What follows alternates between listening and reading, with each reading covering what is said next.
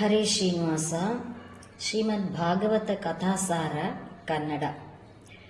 ವಠದ ಎಲೆಯ ಮ್ಯಾಲೆ ಮಲಗಿರಲು ಶ್ರೀಹರಿಯು ಮಾರ್ಕಂಡೇಯಗೆ ಮಹಾಪ್ರಳಯವು ತೋರಿಸಿದನು. ಲಯ ಚಿಂತನೆಗಳೆಲ್ಲ ಅರಿತು ಪರತತ್ವವು ತಿಳಿದು ನಮಸ್ಕಾರ ಮಾಡಿದನು ರಾಯ. ಶುಕಾಚಾರ್ಯರನ್ನ ಕರೆಸಿ ಧ್ಯಾನಕ್ಕೆ ಕುಳಿತನು ರಾಯ. ಶುಕ ಪರೀಕ್ಷಿತ್ತಿಗೆ ರಗಿದರಾಗ. ಪ್ರಥಮ ಸ್ಕಂದದಲ್ಲಿ ನಾರದರ ಆಖ್ಯಾನವನ್ನು, ಪರೀಕ್ಷಿತ್ ರಾಜನ ಉತ್ಪತ್ತಿ, ಶಾಪ, ಶುಕಾಚಾರ್ಯರ ದರ್ಶನವನ್ನು ಹೇಳಿದರು. ದ್ವಿತೀಯ ಸ್ಕಂದದಲ್ಲಿ ವಿರಾಟ ಮೂರ್ತಿ ಧ್ಯಾನ, ನಾರಾಯಣನ ಅವತಾರದ ಮಾಲಿಕೆ, ಖಡ್ವಾಂಗರಾಜನ ಚರಿತ್ರೆ ಹೇಳಿದರು.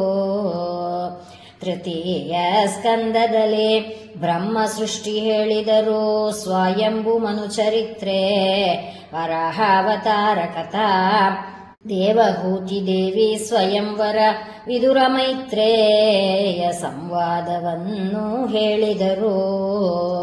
ಚತುರ್ಥ ಸ್ಕಂದದಲ್ಲಿ ದಕ್ಷನ ಯಜ್ಞ ಹೇಳಿದರು. ಧ್ರುವರಾಜನ ಚರಿತ್ರೆ, ಪೃಥುರಾಜನ ವಂಶ, ಪುರಂಜನ ಉಪಾಖ್ಯಾನ ಹೇಳಿದರು.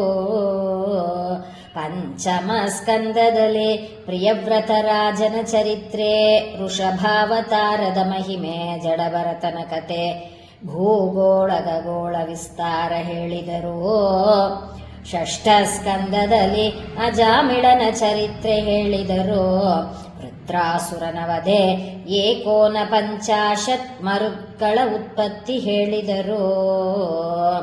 ಸಪ್ತಮ ಸ್ಕಂದದಲ್ಲಿ ಪ್ರಹ್ಲಾದರಾಯನ ಚರಿತ್ರೆ, ನರಸಿಂಹಾವತಾರ, ಹಿರಣ್ಯಕಶಿಪು ವಧೆ, ಅವನ ಕರಳ ಬಗೆದು ಕೊರಳುಳುವನ ಮಾಲೆ ಹಾಕಿದರು ಎಂದು ಹೇಳಿದರು.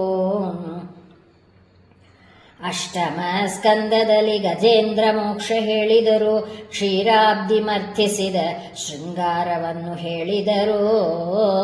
ದೈತ್ಯರಿಗೆ ಕಣ್ಣು ಮುಚ್ಚಿ ಹೇಳಿ ದೇವರಿಗೆ ಅಮೃತ ಇತ್ತು. ದೈತ್ಯರನ್ನ ಸಂಹಾರ ಮಾಡಿದ ಕತೆ, ಮತ್ಸ್ಯಾವತಾರ, ಕೂರ್ಮಾವತಾರ, ವಾಮನಾವತಾರ ಮಹಾಮಹಿಮೆಯನ್ನು ಹೇಳಿದರು. ನವಮ ಸ್ಕಂದದಲ್ಲಿ ರಾಜವಂಶ ಹೇಳಿದರು. ಅಂಬರೀಷ ರಾಜನ ಚರಿತ್ರೆ, ಪರಶುರಾಮನ ಚರಿತ್ರೆ, ಶ್ರೀರಾಮಾವತಾರ ಮಹಾಮಹಿಮೆ ಹೇಳಿದರು. ದಶಮ ಸ್ಕಂದದಲ್ಲಿ ಶ್ರೀಕೃಷ್ಣನ ಚರಿತ್ರೆ ಹೇಳಿದರು. ಪೂತನಿ ಮೊದಲುಕೊಂಡು ದಂತವಕ್ರನ ಕಡೆಗೊಂಡು ದೈತ್ಯರ ಸಂಹಾರ ಹೇಳಿದರು. ಏಕಾದಶ ಸ್ಕಂದದಲ್ಲಿ ಶ್ರೀಕೃಷ್ಣ ಉದ್ಧವರ ಸಂವಾದ, ಯಾದವರ ಶಾಪ, ಪಾಂಡವರು ಪರೀಕ್ಷಿತ್ ರಾಜಗೆ ಹಸ್ತಿನಾವತಿಪುರ ಕೊಟ್ಟು ಪರಂಧಾಮಕ್ಕೆ ತೆರಳಿದರು ಎಂದು ಹೇಳಿದರು. ದ್ವಾದಶ ಸ್ಕಂದದಲ್ಲಿ ವೇದ ವಿಭಾಗವು ಮಾಡಿ ಮತ್ಸ್ಯಾವತಾರ ಮಹಿಮೆ, ಸೂತರು ಶೌನಕಾದಿಗಳನ್ನು ಕುರಿತು ಹೇಳಿದರು. ದ್ವಾದಶ ಸ್ಕಂದ ಭಾಗವತ, ಶುಕ ಪರೀಕ್ಷಿತರ ಸಂವಾದ ಹೇಳಿ ಕೇಳಿದಂತ ಸಜ್ಜನರಿಗೆ ಶ್ರೀಮದ್ ಆನಂದ ತೀರ್ಥ ಮುನಿಗಳ ಸ್ವಾಮಿ ರಕ್ಷಿಸುವ.